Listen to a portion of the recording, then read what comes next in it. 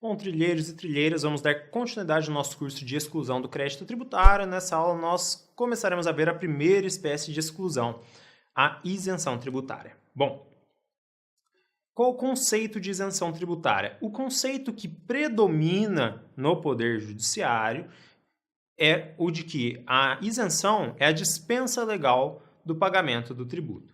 Veja só, esse é o conceito que predomina. Existem diversas teorias sobre isenção. Nós vamos trabalhar com essa porque a principal, a doutrina mais tradicional acolhe esse conceito, então nós vamos trabalhar com ele. Ao final do curso, nós veremos os outros conceitos e as implicações que esses outros conceitos podem ter, ok? Os principais, obviamente. Bom, então veja só o conceito. Isenção é a dispensa legal do pagamento do tributo. Dispensa legal do pagamento do tributo. Veja só, esse conceito é totalmente compatível com o que nós vimos na aula anterior acerca de exclusão do crédito tributário. Veja, a norma tributária, ela incide, ocorre o fato gerador, surge a obrigação tributária, mas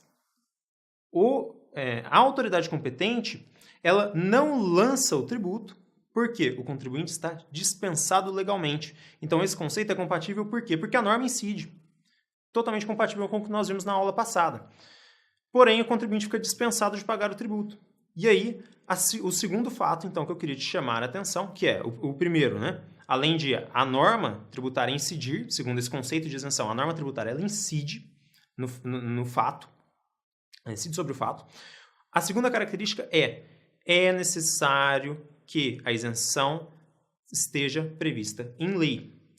Qual que é o fundamento disso? O primeiro fundamento disso é o princípio da indisponibilidade do patrimônio público. O patrimônio público ele é indisponível, de forma que o contribuinte só pode ser dispensado do pagamento de um crédito que a administração tem se o povo considerar que o contribuinte pode ser dispensado desse pagamento. O povo, por meio de seus representantes eleitos, editará uma lei que dispensará do pagamento do tributo. Então, o primeiro fundamento dessa exigência está no princípio da indisponibilidade do patrimônio público. Também, essa exigência de previsão em lei está na Constituição e no CTN. Nós veremos nos próximos slides o texto da Constituição e do CTN e comentaremos. Mas eu queria te chamar a atenção para o seguinte. A isenção ela não estará prevista em ato infralegal. Ela não estará prevista em decreto, ela não estará prevista em regulamento, ela não estará prevista em instrução normativa, circulares, etc. Qualquer ato infralegal. Ela não estará prevista. Pode ser até que o ato infralegal preveja também, mas jamais o pedido para o seu cliente, você jamais pedirá para o seu cliente uma isenção com fundamento no ato infralegal.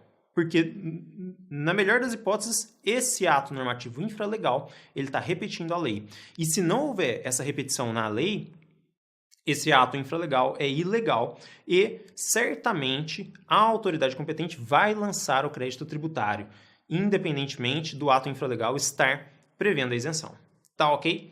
Bom, então vamos lá, vamos ler o que dispõe a Constituição Federal, o artigo 150, parágrafo 6º. Eu suprimi alguns trechos do dispositivo para facilitar a nossa leitura e chamar atenção para o tema que nos interessa. Vamos lá. Qualquer subsídio ou isenção, anistia ou remissão relativos a impostos, taxas ou contribuições só poderá ser concedido mediante lei específica, federal, estadual ou municipal, que regule exclusivamente as matérias acima numeradas ou o correspondente tributo ou contribuição. Então veja só. A Constituição, além de exigir que a isenção esteja prevista em lei, exige que seja em lei específica, ou a lei que já vem tratando do tributo, ou uma lei que seja editada simplesmente para tratar da isenção desse tributo. Tá ok? Então, exigência da Constituição, que muitas vezes acaba sendo violada e gera diversos problemas para o contribuinte, enfim, vai parar no judiciário essa questão. Tá ok?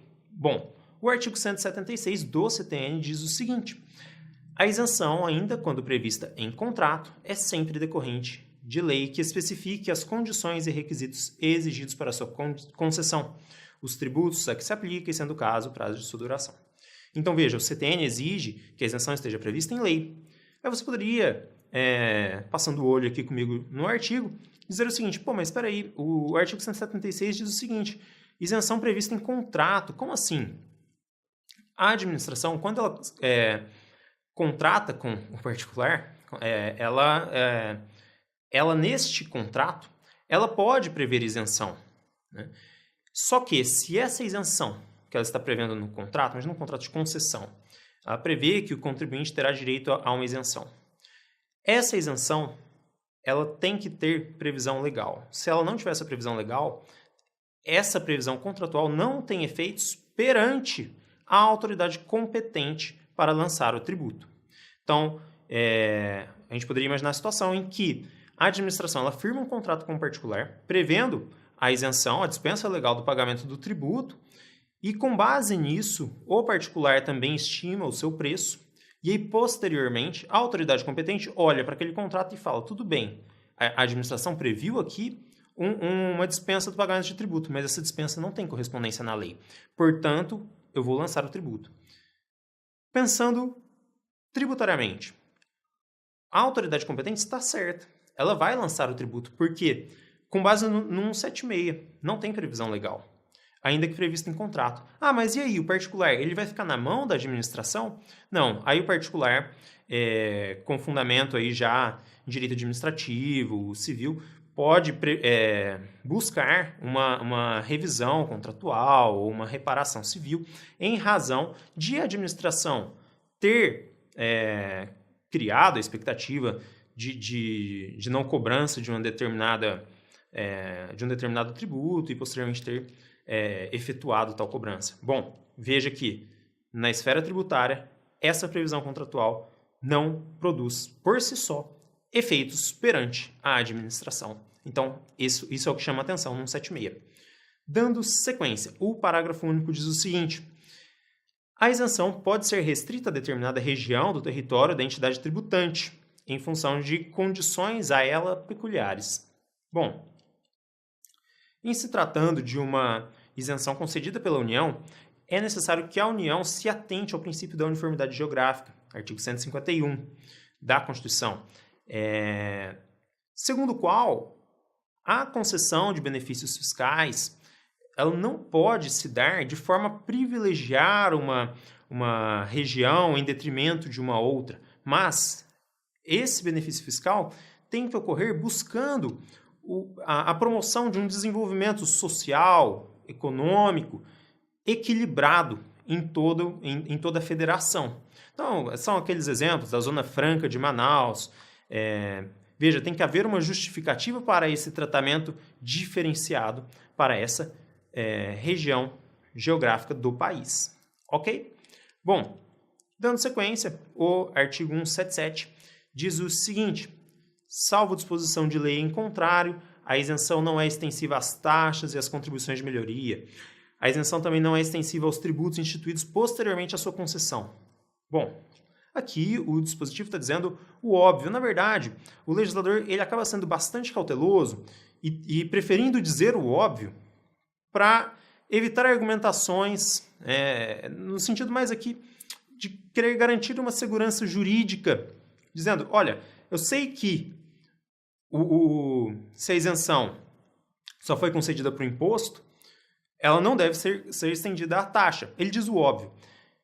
E, inclusive, esse dispositivo ele poderia ser dispensado em razão do artigo 111 do CTN, que diz o seguinte: interpreta-se literalmente a legislação tributária que disponha sobre a exclusão do crédito tributário. Isenção é uma forma de exclusão.